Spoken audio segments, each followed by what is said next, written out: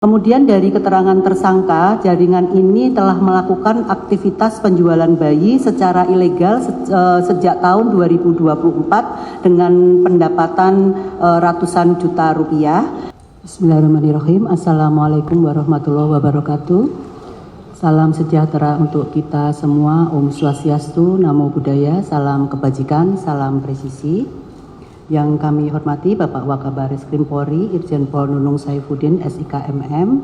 Yang kami hormati Direktur Rehabilitasi Sosial Anak Kementerian Sosial, Bapak Agung Suhartoyo. Yang kami hormati dari Komisioner Komisi Perlindungan Anak Indonesia, Ibu Ai Rahmayanti, Esos MAG. Kemudian yang kami hormati dari Kementerian PPPA, Ibu Adwirlani Ritonga.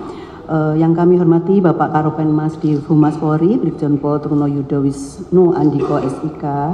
Yang kami hormati Bapak Dirtipidum Baris Krim Polri, Brigjen Pol Wirasatya Tri Putra SIK MH. Yang kami hormati Wadir Tipit PPA PPO, Kombes Pol Enggar Parianom. Yang kami hormati Kasubdit 3 Direktorat Tindak Pidana Umum. Kemudian yang kami hormati para Kasubdit dan penyidik dari Direktorat Tindak Pidana PPA PPO serta rekan-rekan media yang kami hormati dan kami banggakan. Terima kasih atas kesempatannya. Jenderal, mohon izin kami ingin menyampaikan kepada rekan-rekan bahwa press conference pada hari ini adalah terkait dengan pengungkapan TPPO modus operandinya memperjualbelikan bayi.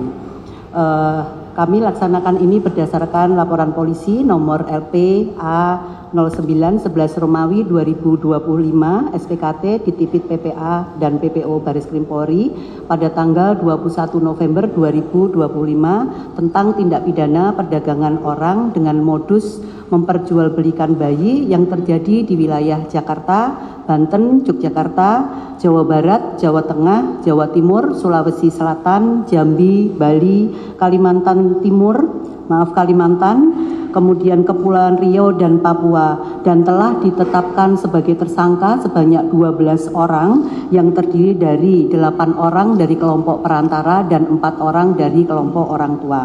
Adapun rinciannya adalah sebagai berikut. Dari kelompok perantara yaitu NH perempuan menjual bayi di Bali, Kepri, kemudian Sulsel, Jambi dan Jakarta. Kemudian LA perempuan menjual bayi di Jawa Barat, Jawa Tengah, Kepri, Jakarta dan Jambi. S laki-laki menjual bayi di wilayah Jabodetabek. Kemudian EMT perempuan menjual bayi di Banten, Jakarta dan Kalbar. Kemudian ZH PSN perempuan menjual bayi di Jakarta dan F perempuan menjual bayi di Kalimantan Barat. Kemudian dari kelompok perantara yaitu CPS itu perempuan menjual bayi ke saudari NH di Yogyakarta.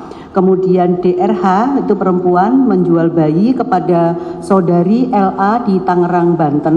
Kemudian REP laki-laki ini merupakan pacar dari EP yang sekaligus menjadi ayah biologis dari salah satu bayi, menjual kepada saudari LA di Tangerang, Banten. Kemudian saksi-saksi yang telah diperiksa oleh kami sebanyak 60 orang yang terdiri dari ahli pidana, kemudian dari rumah sakit, kemudian juga dari pihak perbankan serta saksi-saksi lainnya. Kemudian modus operandinya yaitu dengan menggunakan medsos, dalam hal ini adalah TikTok, Facebook dan semacamnya. Kemudian barang bukti sudah tergelar di hadapan rekan-rekan media, yaitu berupa 21 unit handphone, kemudian 17 buah ATM, 74 dokumen dan 1 tas perlengkapan bayi. Kemudian dari keterangan tersangka, jaringan ini telah melakukan aktivitas penjualan bayi secara ilegal sejak tahun 2024 dengan pendapatan ratusan juta rupiah. Kemudian pasal-pasal yang disangkakan, yang pertama adalah pasal 76F Yunto pasal 83 Undang-Undang Nomor 35 Tahun 2014 tentang perubahan atas Undang-Undang Nomor 23 Tahun 2002 tentang perlindungan anak, dan pelanggaran ini diancam hukuman dengan 3 tahun penjara, kemudian sampai dengan 15 tahun dengan denda 60 juta rupiah sampai dengan 300 juta rupiah. Kemudian pasal 6 Undang-Undang Nomor 21 tahun 2007 tentang pemberantasan tindak pidana perdagangan orang. Pasal yang dilanggar itu diancam dengan penjara paling singkat 3 tahun dan paling lama 15 tahun. Dan pidana denda paling sedikit 120 juta dan paling banyak adalah 600 juta rupiah. Kemudian pasal 455 Yunto pasal 20 Undang-Undang Nomor 1 Tahun 2023 tentang TPPO dalam negeri. Pelanggaran ini bisa diancam pidana paling singkat 3 tahun dan paling lama 15 tahun. Kemudian bayi yang berhasil diselamatkan, sebagaimana tadi disampaikan Bapak Wakabareskrim, ada 7 orang bayi dan saat ini masih dalam proses asesmen oleh Kementerian Sosial. Kemudian tentunya kami menghimbau kepada seluruh masyarakat agar meningkatkan kewaspadaan terhadap berbagai modus perdagangan bayi yang kerap disamarkan sebagai proses adopsi atau pengangkatan anak, agar masyarakat tidak mudah percaya pada tawaran pengangkatan anak tanpa prosedur yang resmi. Tentunya dalam hal ini Polri bersama-sama dengan masyarakat komitmen untuk menindak tegas segala bentuk tindak pidana perdagangan orang guna menjamin kepastian hukum dan pelindungan yang optimal bagi anak dan kelompok rentan. Demikian yang dapat kami sampaikan. Terima kasih. Wabillahi taufik wa hidayah. Wassalamualaikum warahmatullahi wabarakatuh.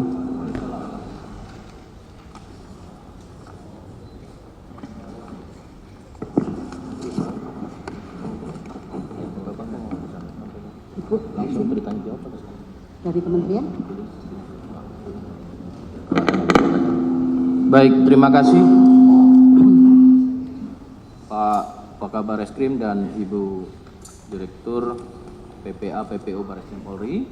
Rekan-rekan hadir di sini bersama-sama kita dari kementerian dan lembaga. Tentu ini bersifat penyampaian baik itu penegakan hukum, kasus yang sudah diungkap secara kolaborasi, dan ada hal-hal yang tentunya bisa juga disampaikan dari kementerian. Pada Pak Agung dari Kemensos RI kami persilakan untuk menyampaikan.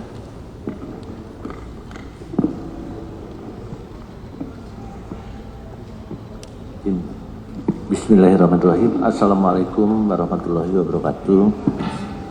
Yang terhormat Bapak Wakabareskrim, Bapak Karo Penmas, dan Bapak Ibu Direktur serta dari kelembagaan Ibu AI dari KPAI dan Ibu dari KPPA dan seluruh teman-teman atau rekan-rekan media yang hadir.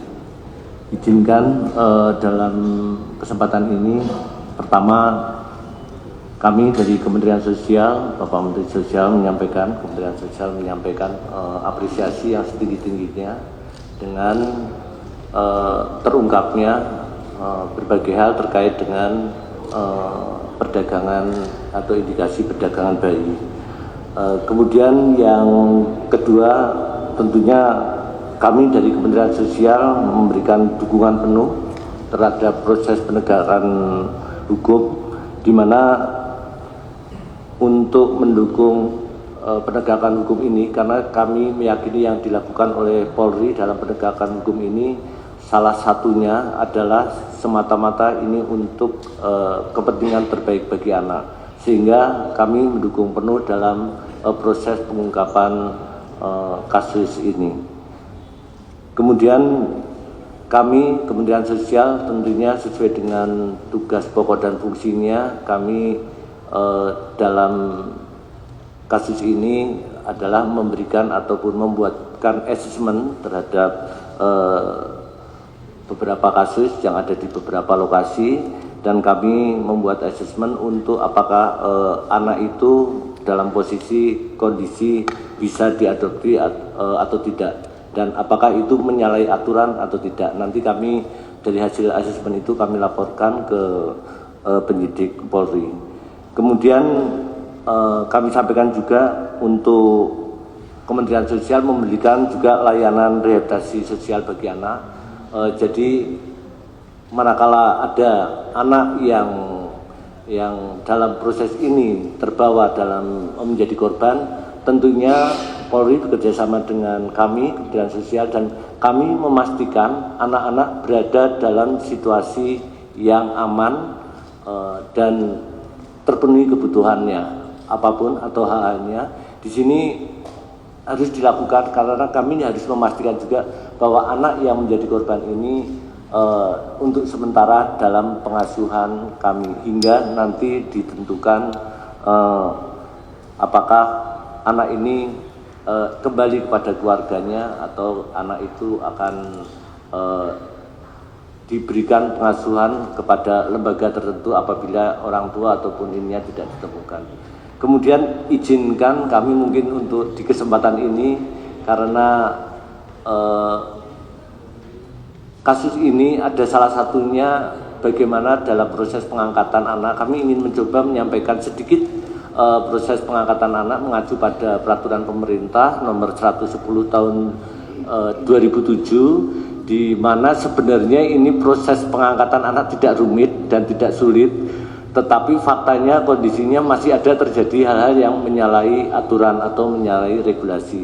Jadi di sini adalah mereka tinggal mendaftarkan ataupun mendaftarkan ke dinas sosial di kabupaten kota untuk diproses saja, dan ketentuan ataupun persyaratannya juga tidak sulit. Sebagai contoh, untuk persyaratan mereka yang akan mengangkat anak minimal usia 30 tahun, maksimal 50 tahun, 55 tahun, kemudian berbadan sehat tentunya, dan kemudian mereka adalah belum punya anak atau maksimal punya anak satu.